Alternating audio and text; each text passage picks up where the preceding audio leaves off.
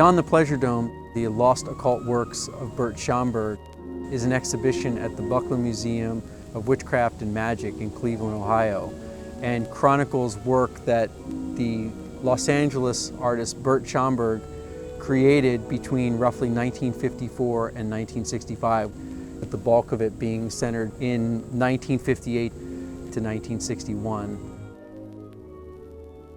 The works came to the Stephen Romano Gallery through the children of George Clayton Johnson, one of 3 owners of the Cafe Frankenstein.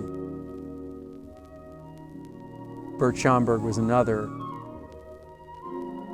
George had retained 13 or 14 paintings and drawings from a time when Shonberg was really kind of growing from an illustrator into an artist of his own.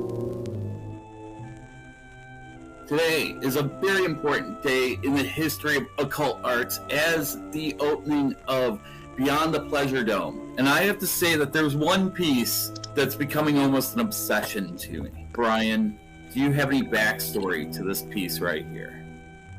In a way, this is kind of the magnum opus of his era, creating occult art based around the ideas of Aleister Crowley and Marjorie Cameron's influence on him.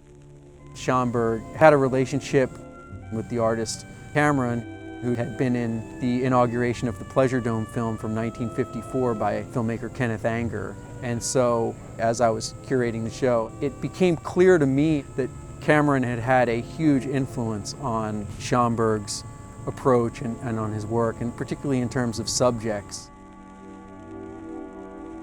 One of the great mysteries is House of Usher and his work with Roger Corman.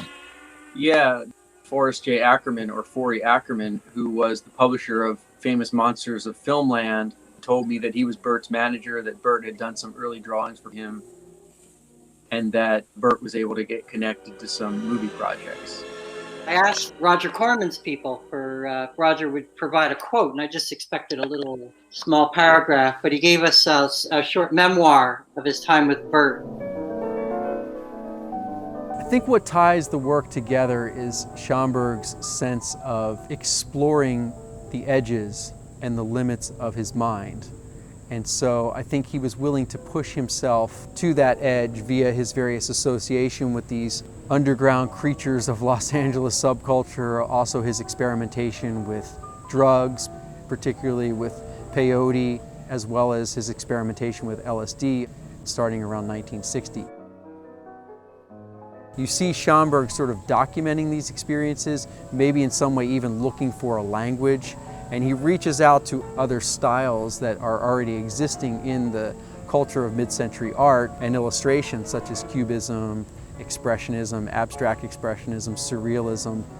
And in that way he kind of pastiches them and combines them in ways that are somewhat unusual, but I think it's the subjects and it's the interest that he has in kind of going into areas of the mind that are unexplored and coming back and documenting them through his drawing and painting that really makes him unique.